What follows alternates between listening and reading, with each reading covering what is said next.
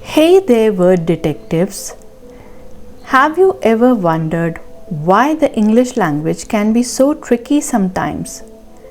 Picture this: you are writing a story and you want to say, I can see the sea. But wait, where should you write SEE or SEA?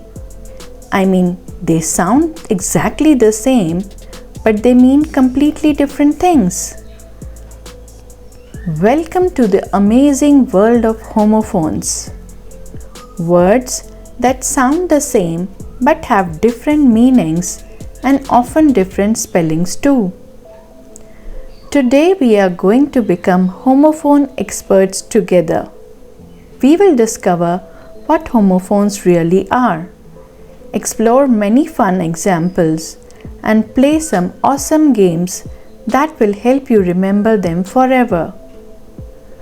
By the end of this video, you will be spotting homophones everywhere and impressing your friends and family with your word skills. So let's dive into this word adventure.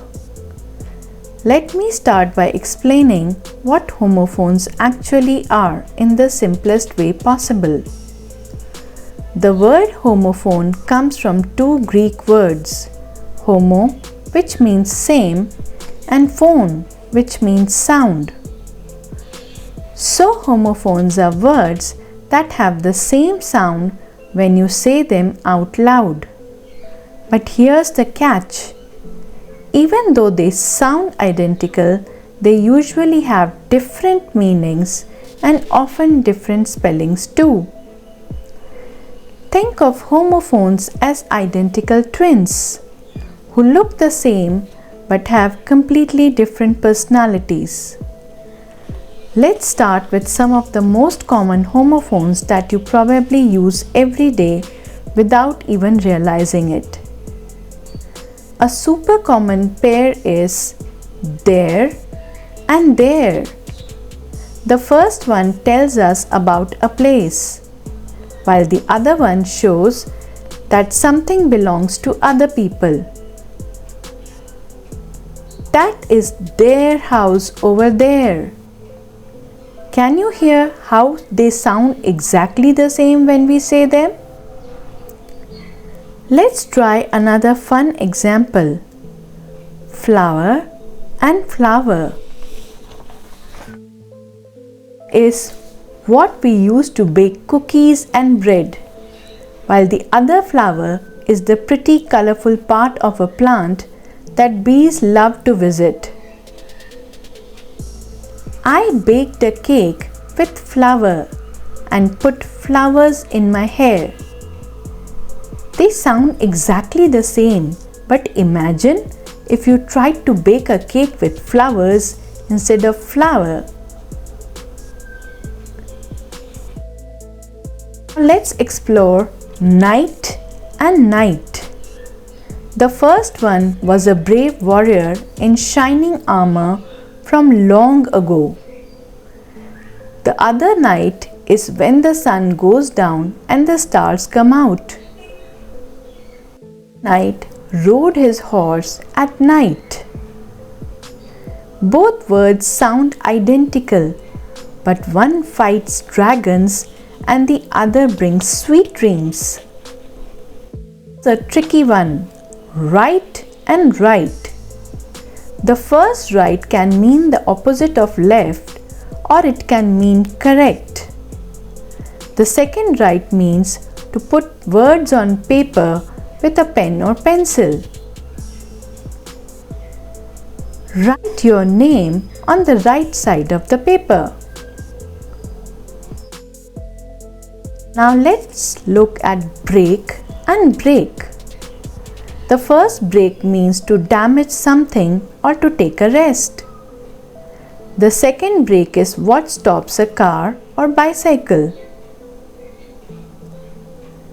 Don't break your brake while riding your bike. Here's another example: meet and meet. The first meet means to see someone for the first time or to get together with friends. The second meet is food that comes from animals like chicken.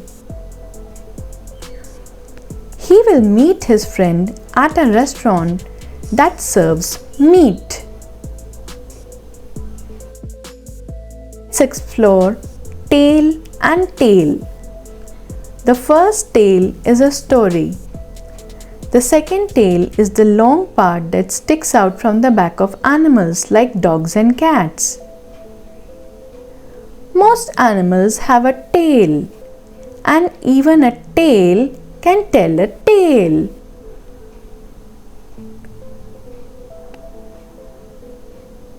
Another interesting pair is sail and sail. The first sail is what boats do when they move across the water using the wind.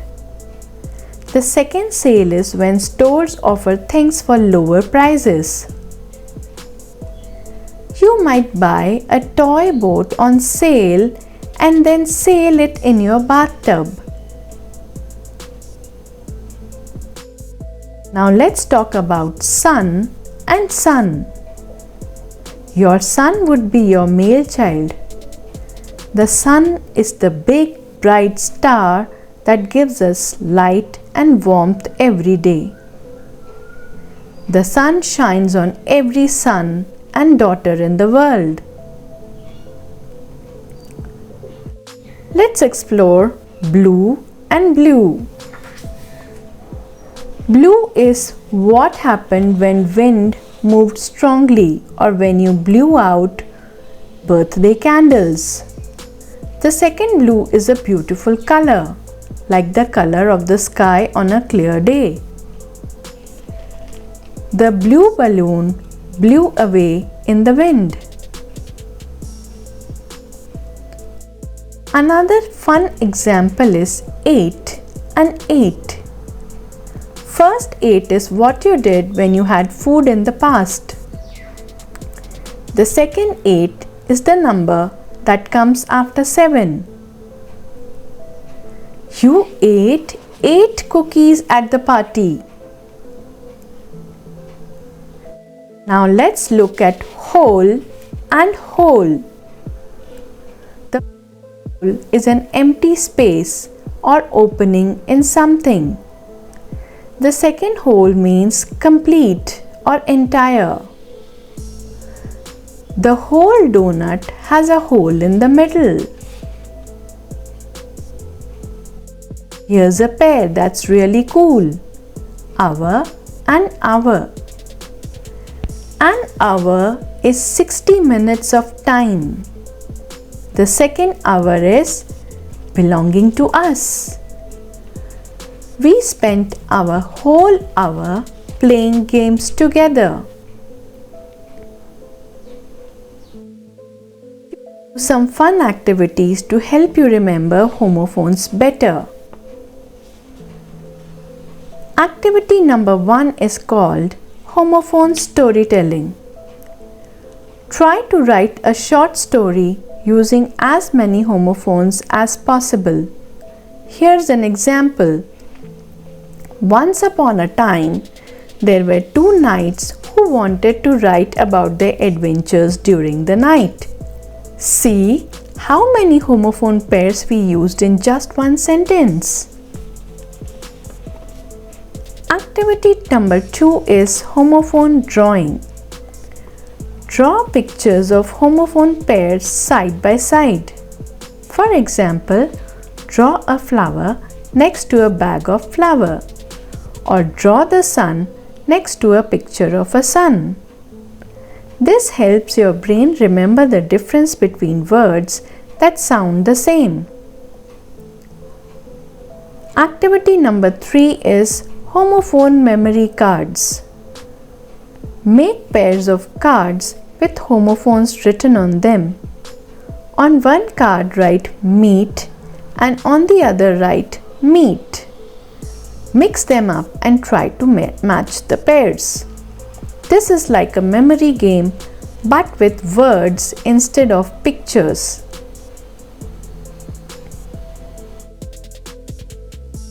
Activity number 4 is called Homophone Detective. When you are reading books or signs, try to spot homophones and think about their partners. If you see the word right, remember that right sounds exactly the same. If you see night, think about night. This helps train your brain to notice these special word pairs. Activity number 5 is homophone rhyming. Try to make up rhymes using homophones, like the night stayed up all night, or I can see the deep blue sea. Rhymes help us remember things better because they are fun and musical. Let's look at some more homophone examples. Here's another group, wait and wait. The first wait means to stay in one place until something happens. The second wait is how heavy something is. You might wait to find out your weight when you step on a scale. The tricky one, new and new. The first new means you understood something in the past. New means something is fresh or just made. I knew I wanted the new t-shirt as soon as I saw it. Another interesting pair is peace and peace. The first piece is a part of something bigger. The second piece means calm and quiet, the opposite of fighting. Maintaining peace is no piece of cake. Let's talk about bear and bear. The first bear is a big furry animal that lives in forests. The second bear means uncovered. The bear's bare feet walked silently through the forest. Here's a fun one, pair and pear. The first pair means two things that go together. The second pear is a sweet, juicy fruit that's shaped like a light bulb. I bought a pair of pears at the grocery store. Another great example is dear and dear. Dear is a word we use to show we care about someone. A deer is a graceful animal with long legs that lives in forest. My dear friend saw a deer in her backyard. Here's another pair, road and road. The first road is a path that cars and people use to travel. The second road means you traveled on something in the past, like a bike or a horse. I rode my bike down the bumpy road. Now let's talk about some tricky homophones which we use in everyday life. An important pair is principal and principal. The first principal is the person who leads a school. A principle is an important rule or belief that guides how we act. Our principal believes in the principle of treating everyone with kindness. Let's look at stationery and stationery. The first stationery means not moving, staying in one place. The second stationery is paper, pens, and other writing supplies. I kept my stationery box stationary on my desk. Here's a pair that's really useful. Complement and complement. Complement means that goes well with something else. The second complement means saying something nice about someone. I gave her a compliment about how her shoes complement her dress. Check out desert and desert. Desert is a hot, dry place with lots of sand. The other desert is the sweet treat you eat after dinner. We cross the desert before enjoying our dessert. Let's do one more round of activities that you can try at home. Create a homophone journal. Write down new homophone pairs whenever you discover them. Try to find out at least one new pair every day. Play homophone charades, where you act out one word from a homophone pair and others have to guess both words. For example, if you act out writing, people should guess both write and write. Make up homophone tongue twisters like the night knew the night was new. Try to say them fast 3 times in a row. Create homophone comics, where the humor comes from mixing up homophones. Draw a comic where someone asks for flower but gets flower instead.